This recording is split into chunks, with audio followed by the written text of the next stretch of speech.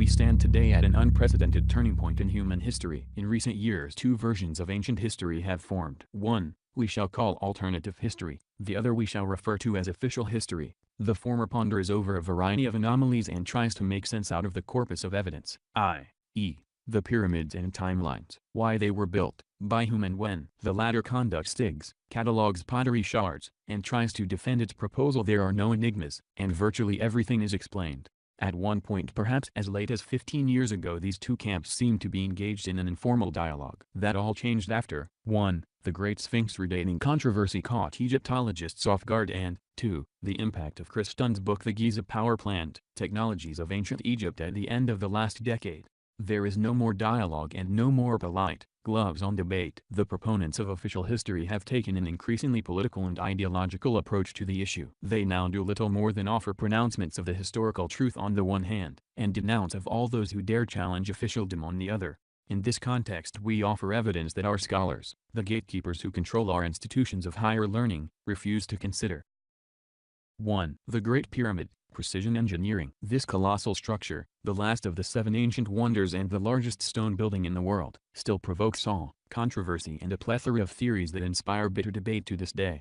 Instead of going over the well-established mysteries, we would like to shine new light on this important enigma that appears out of place in Stone Age Egypt. The real challenge the Great Pyramid still poses to us in the opening decade of the 3rd millennium is the physical plant itself. Theorists have gone on endlessly speculating about how it was built and the metaphysical, cultural and religious significance and or symbolism behind its construction. Though several authors have offered tantalizing possibilities, none have been conclusively proven. The mystery remains unsolved. To begin with, the massive size, the staggering volume and weight of the building blocks, remain problematic. With an estimated 2.3 million blocks with a weight of about 4 million tons, the pyramid is 2/3 the mass of the Hoover Dam. The sheer size and the numbers of blocks that had to be quarried and moved into place presents numerous architectural, construction and engineering headaches. These issues have been raised time and again, yet are still unsettled. It is time to move on and define the even more difficult issues. We consider the core hard problems to be those that reflect precision engineering and assembly line manufacturing accomplished on a massive scale. The primitive tools scenario concocted by Egyptologists does not explain the following tasks. 1. Creating precision-cut casing blocks weighing 16 tons, fitted together and held by a superglue mortar that maintained a tight seal forming a nearly seamless shell. 2. Leveling the 13-acre limestone bedrock base to a degree of accuracy only recently achieved with laser technology. 3. Squaring the base true north with minimal deviation. 4. Excavating the descending passage 350 feet into solid bedrock at a 26-degree angle while keeping the tunnel arrow straight for its length. 5. Bringing the massive 48-story pyramid together around complex internal structures, retaining the true shape to enable the builders to form the apex. These internal structures include 4 enigmatic ventilation shafts and a coffer in the king's chamber that is too large to have been moved through the opening. It shows evidence of having been cut with a dual-tip saw. 6. Extensive usage of different types of machined granite inside the Great Pyramid chambers. The father of modern Egyptology, Sir Flinders Petrie, marveled at the precision and size of the casing blocks. He carefully measured the blocks and found that the mean thickness of the joints are 0.20 and therefore, the mean variation of the cutting of the stone from a straight line and from a true square, is but 0.1 on length of 75 inches up the face, an amount of accuracy equal to most modern opticians' straight edges of such a length. The modern international engineering firm of Daniel, Mann, Johnson and Mendenhall conducted a forensic analysis of the Great Pyramid. Their findings are evaluated in an article published in Civil Engineering. The pyramid was oriented with its major sides either north-south or east-west. This in itself was a remarkable undertaking, given the accuracy to which it was done, because the Egyptians had to perform the work using astronomical or solar observations. The compass had not yet been invented. The dimensions of the pyramid are extremely accurate and the site was leveled within a fraction of an inch over the entire base. This is comparable to the accuracy possible with modern construction methods in laser leveling. 1. The summary speaks volumes between the lines. The problems with the descending passage are numerous. For starters, the tunnel is less than 4 by 4 feet, enough for no more than one excavator wielding a hammer stone at any given moment. How would our proposed digging crew negotiate the space in the suffocating darkness once they had dug down 50 feet and more? In addition, how will the 26-degree 90-degree angle be set and maintained without lights or levels? The lack of carbon deposits on walls and ceiling indicate that torches were not used. Once again, Petrie measured the passage and found an amazing accuracy of 0.20 of an inch over 150 feet and a mere 250 inch over 350 feet of its constructed and excavated length. We submit that this passage with its smooth surfaces, squared shape, and accurate angle could not have been tunneled with primitive tools and methods. The Great Pyramid remains the world's greatest wonder and ancient enigma. We suggest researchers should pay more attention to these details and ask about the materials used inside the Great Pyramid, especially near the ventilation shafts. We now have two doors blocking a very important shaft, the one that pointed to the star Sirius in 2450 BCE. 2. The origin of dogs, biogenetic engineering.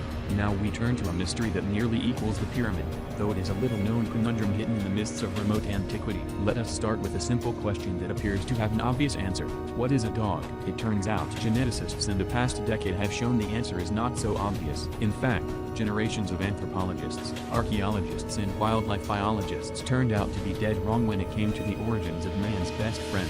Prior to DNA studies conducted in the 1990s, the generally accepted theory posited that dogs branched off from a variety of wild canids, i.e., coyotes, hyenas, jackals, wolves and so on, about 15,000 years ago. The results of the first comprehensive DNA study shocked the scholarly community. The study found that all dog breeds can be traced back to wolves and not other canids. The second part of the finding was even more unexpected. The branching off occurred from 40 to 150,000 years ago. Why do these findings pose a problem? We have to answer that question with another question. How were dogs bred from wolves? This is not just difficult to explain, it is impossible. Do not be fooled by the pseudo-explanations put forth by science writers that state our Stone Age ancestors befriended wolves and somehow, the procedure is never articulated, managed to breed the first mutant wolf, the mother of all dogs. Sorry, we like dogs too, but that is what a dog is. The problems come at the crucial stage of taking a male and female wolf and getting them to produce a subspecies, assuming you could tame and interact with them at all. Let us take this one step further by returning to our original question, what is a dog? A dog is a mutated wolf that only has those characteristics of the wild parent, which humans find companionable and useful. That is an amazing fact. Think about those statements for a moment. If you are thinking that dogs evolved naturally from wolves, that is not an option. No scientist believes that because the stringent wolf pecking order and breeding rituals would never allow a mutant to survive. At least that is one strong argument against natural evolution. Now, if our Paleolithic ancestors could have pulled off this feat, and the actual challenges posed by the process are far more taxing, then wolf-dog breeders today certainly should have no problem duplicating it.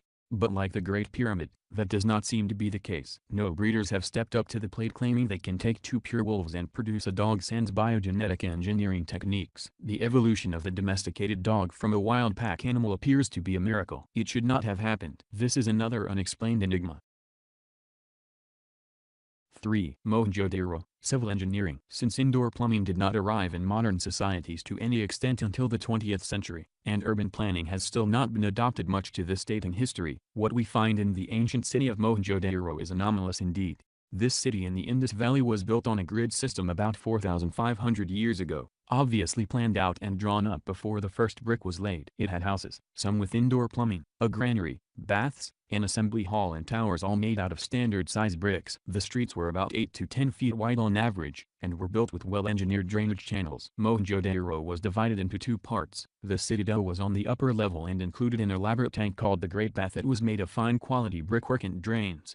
The Great Bath was 40 feet long and 8 feet deep, a huge public facility by any standards. A giant granary, a large residential building, and several assembly halls were also on this upper level. The Great Bath was made watertight by the use of 2 layers of brick, lime cement and then finally sealed with bitumen. Tar. The bath included a shallow section for children. We should wonder how an ancient culture of which nothing is known, not even their language, created this sophisticated city at a point in time many thousands of years ahead of the curve. Civil engineers do not crawl out of thatched roof huts able to draw up plans for a complex urban environment. We need to address the following question to archaeologists and historians. 1. Where are the cities that demonstrate the path of urban development, social and technical organization, leading to Mohenjo-Daro? 2. How do you explain the sudden emergence of a complex society when 99.99% of the rest of humanity were living primitively? These issues cannot be brushed aside with some arrogant pretense that the questions have already been addressed and answered by digging up and labeling pottery shards and other artifacts. We have been and are being overly indulgent with our soft sciences regarding their cavalier assertions about having all the answers. In fact,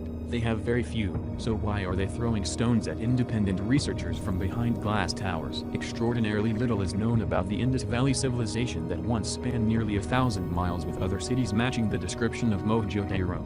We file this under our list of great enigmas and challenge orthodox scholars to prove differently. As with the first two of our mysteries, we note that the Indus Valley civilization was contemporary with the Great Pyramid. It is often said this was one of the first three civilizations, having a written script that has never been deciphered. Now we turn next to the mother of all civilizations, Sumer. 4. Seborrhea, the source of civilization. Are we missing something, or are our historians looking at our earliest civilizations through a strange and distorted lens? Like Egypt and the Indus Valley, the biblical land of Shinar - the birthplace of Abraham, was a brutally hot, largely barren, empty desert with a mighty river cutting a swath through it. Does this sound like the magnet that would attract late Stone Age tribes to hunker down and pull wonders out of a hat? In fact, historians thought Shinar was a piece of biblical fiction until the mid-19th century, but now they know everything about it with complete certitude that we, the unwashed masses, dare not question. Nonetheless, we encourage readers to maintain an attitude of healthy skepticism and dare to question official history, as is the case with the culture that built the cities of the Indus Valley. No one knows who the ancient Sumerians were or where they came from. They called themselves the Black-Headed Ones and spoke a strange language that was unrelated to the languages of the Semitic tribes in the region. Some linguists note a similarity between the Sumerian language and that of the Basques, another anomalous culture. We find it curious that any primitive peoples would choose the rigors of a hostile desert environment to settle in and build a civilization. Why not a gentle river in a forested mountain valley? Especially in light of the fact that Seborrhea contained very few resources, no forests, no minerals, not even the rocks that were plentiful in Egypt. How are we to explain the fact this mysterious culture managed to invent all of the core components of civilization under such restrictive conditions? It occurs to us that a culture would need minerals like copper, gold, silver and tin immediately available to experiment with over the course of generations in order to create process metallurgy. There is nothing simple or accidental about making the connection between raw ores, the metals they contain, and how to reduce them out of their native state using high heat. Nevertheless, the Sumerians not only figured out geology, how to obtain the ore, knew the levels of heat needed and how to build kilns to achieve it. They also took very different metals and created the first alloy, bronze. As metalsmiths were performing these feats, other citizens were apparently creating the wheel, building cities, ziggurats, inventing writing, movable type, the ox-drawn plow, cereal crop agriculture, and advanced mathematics, to mention the most notable of their innovations. Something is wrong with this picture. Most human beings were counting using their fingers, if at all, hunting animals and gathering plants for their meals. Yet, we find the Sumerians in classrooms learning the principles of the sexagesimal math system. Yes, the very same 60-base system we use today to keep track of hours, minutes and seconds. This advanced system was the first to reveal that a circle has 360 degrees and can be subdivided using 60, 30, 15, 12, etc. All fractions of the root number. 5. Teotihuacan, anomalous technical evidence. Teotihuacan, in Mexico, is an immense, even overwhelming archaeological site, oriented along a twin axis. In the 1960s, a team of archaeologists and surveyors mapped out the entire complex in great detail. The resultant map revealed an urban grid centered around two principal, almost perpendicular, alignments. From the Pyramid of the Moon at the north end, the complex extends south along the Avenue of the Dead beyond the Ciudadela and Great Compound complexes for about 3.2 kilometers. To this north-south axis we must add an east-west alignment that led from a point near the Pyramid of the Sun to a spot of prime astronomical significance on the western horizon. Anthony Aveni, an astronomer-anthropologist, discovered that on the day the Sun passes directly overhead in the spring of the Northern Hemisphere, May 18, the Pleiades star cluster makes its first annual pre-dawn appearance. It was at this point on the western horizon that the Pleiades set, and the builders aimed the east-west axis. Additionally, the Sun also sets at this point on the horizon on August 12, the anniversary of the beginning of the current Mesoamerican calendar cycle. Fifth Sun, determined by a consensus of academic and independent scholars to have begun on August 12, 3114 BCE, It is very clear Teotihuacan was laid out according to a set of alignments that reflected celestial, geographic, as well as geodetic relationships. Walking along the avenue from one pyramid to another, up the steps to the top, and surveying the site from a multitude of angles, one is struck by the sense of being in the middle of some vast geometric matrix. Teotihuacan was the first true urban center in the Americas. At its peak around 500 CE, it boasted a population of an estimated 200,000. George E. Stewart, archaeologist and the editor of National Geographic magazine, sums up our ignorance. We speak of it with awe, as we do the pyramids of Egypt, but we still know next to nothing about the origins of the Teotihuacanos, what language they spoke, how their society was organized, and what caused their decline. 2. As for one the most anomalous of artifacts on the planet, in the 1900s archaeologists discovered a sheet of mica in the upper tiers of the Pyramid of the Sun. This was no ho-hum pottery shard to catalog and file away in a dusty box, yet that is about how archaeologists treated the find. To anyone with even a smattering of technical knowledge, discovering a large sheet of mica in an ancient pyramid site comes as a shock. In fact, it is one of the great smoking guns that turn archaeologists mum. Mica is an inflammable and non-conductive mineral that grows in fairly weak plate-like structures. It is not at all useful as a structural building material. NASA uses it as a radiation shield in space vehicles. Mica is also utilized in electronic components and microwave ovens. And it is a good shield for electromagnetic radiation, like radio waves. Like the Great Pyramid, the Pyramid of the Sun has a subterranean cavity under the middle of the pyramid. A large pyramid with layers of thick mica would be an excellent EMI shield. Its placement in the complex raises questions that we could only answer today after the development of electronic, atomic and space-age technologies. Thick sheets of mica were also found by archaeologists about 400 meters down the avenue from the Sun Pyramid. These precision-cut sheets were of considerable size, 27.5 meters square. They were located under a rock slab floor of a complex now called the Mica Temple. What possible reason could the builders have had for including a layer of mica in any structure? It was obviously not decorative. To add greatly to the growing mystery, the particular mica used was traced to Brazil. Now we are getting in deep. How would a supposedly indigenous Stone Age culture know that mica existed 3,200 kilometers away in the jungles of Brazil? Not only that, how did they transport these large sheets over that long distance intact without wheeled vehicles? Surely not via relay teams on foot traveling over land. No large seagoing boats or ports have ever been found in ancient Mexico.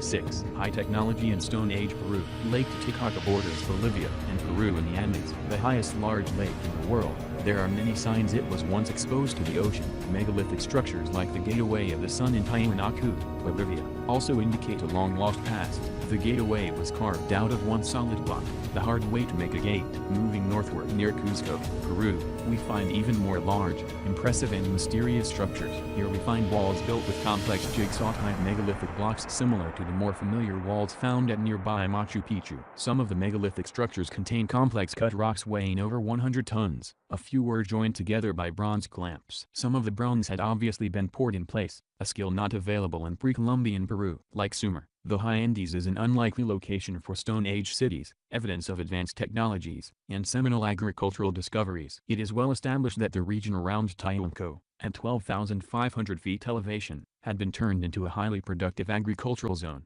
That was achieved by the building of dikes, dams, canals and raised beds that created microclimate which protected the plants from frost. We have attempted to show our planet is full of ancient wonders and mysteries that have yet to be solved. You can find more information as well as our theories on who and what created these enigmas in our books, The Genesis Race, by Will Hart, and Ancient Gods and Their Mysteries, by Robert Beringer.